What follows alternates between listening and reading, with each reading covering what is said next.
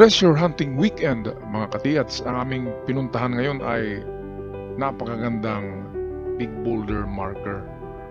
Ito ang Hugis speedboat o bangka na treasure marker na mayroong malaking triangle na nakatatak. Sa lugar na ito ay nagkalat ang mga buhos ng konkreto sa creek tulad ng ganyan. Kaya positive site ang isang ito. At shout out nga pala sa lahat ng nanonood ngayon at sa mga bago pa lamang nakabisita sa channel, huwag niyong kalimutan i-subscribe ito para palagi kayong updated sa ating mga bagong uploads. Okay, kaya amin na ngayon tinitingnan itong nakikita ni Katiats na kakaibang mga formation ng bato. Ito yung mga patong-patong na boulders at yun daw ay man-made. At ito na yung nakakamanghang eskulptura.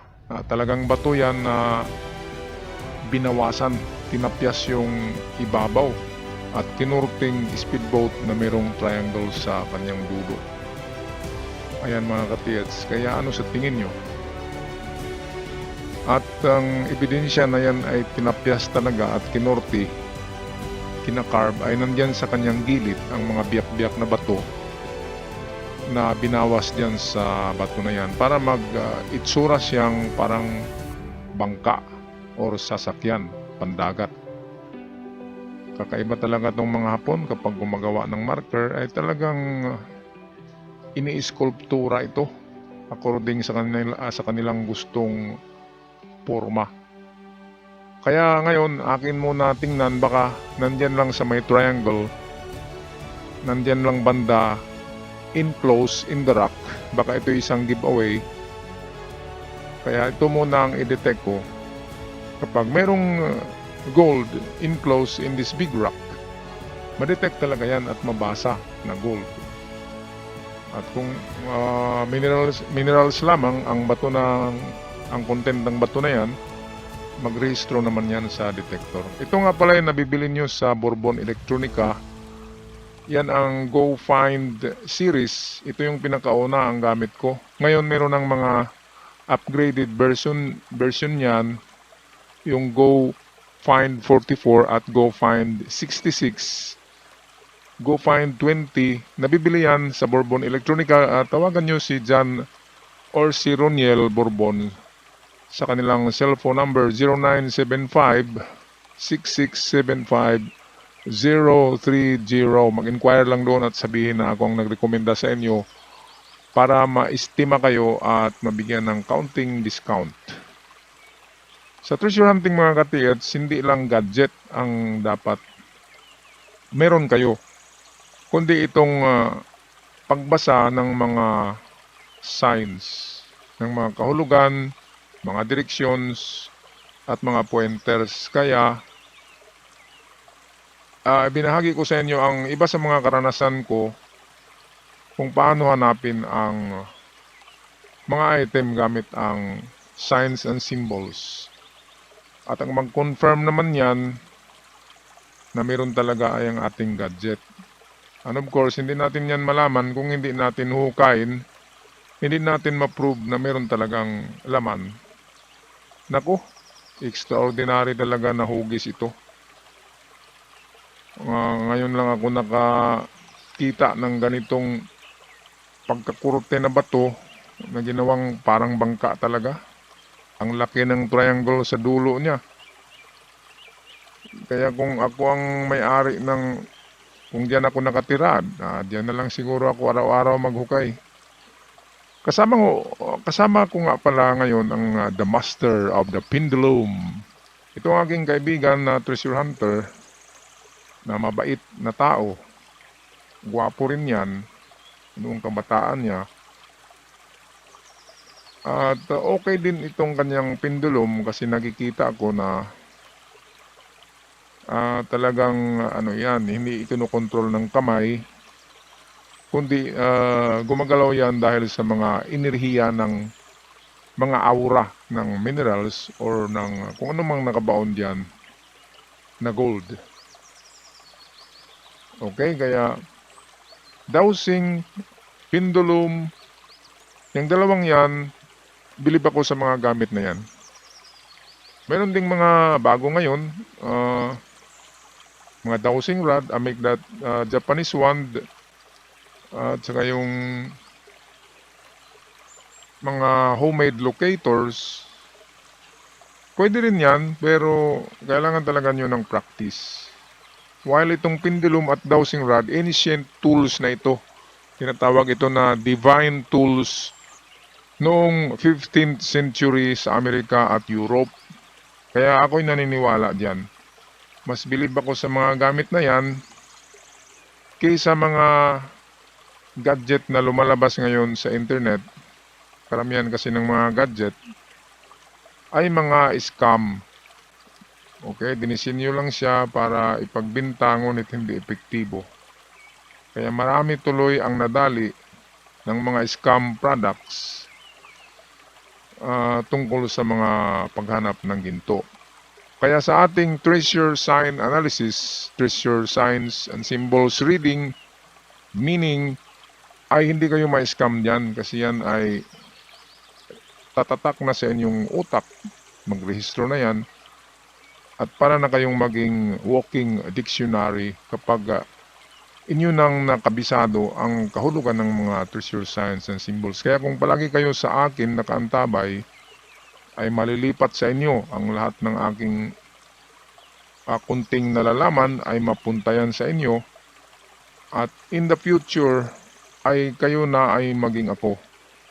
Kasi sa tingin ko, meron na lang akong 2 taon para aakyat sa mga bundok. Kasi I feel weaker na sa panahon na ito. Sumasakit na rin ang tuhod ko.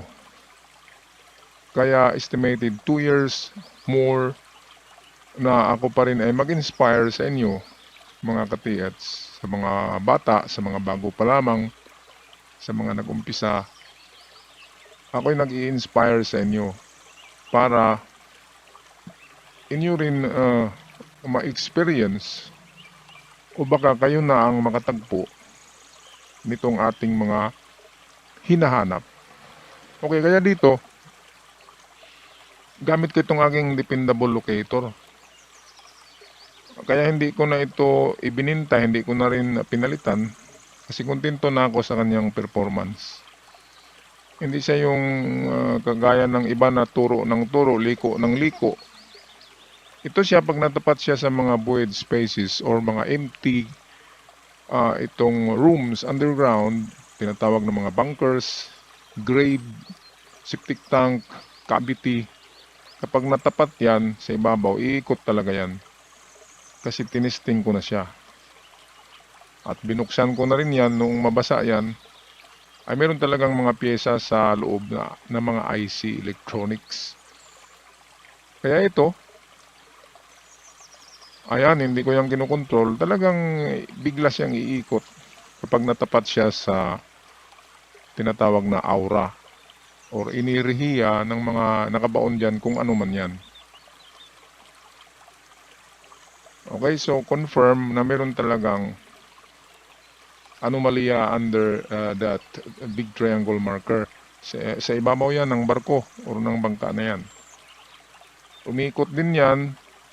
Umiikot din diyan yung pendulum ni The Master Pendulum Man. Umiikot din diyan. At kanina nakita nyo, tinesting niya sa gilid. Doon din nagturo. Kaya ang aming final conclusion ay wala sa loob ng bato na ito. Kasi dinetect ko yan ng Minelab na detector ko ay walang ginto sa loob ng bato. Kaya mababaw lang kasi ang ma-detect ng Minelab na yun. Halos 1 meter lang. Okay, so 2.5 feet ang detection noon. Kaya hindi niya ma-detect yung ground na. Ginagamit ko lang naman yun para pag hanap ng mga treasure na nakasuksok or enclosed in rocks. Okay, kaya pareho ang suspetsa namin the penduluman na nandyan sa baba nitong triangle na naka-carve. At ang paraan sa paghukay dyan ay sa kanyang gilid.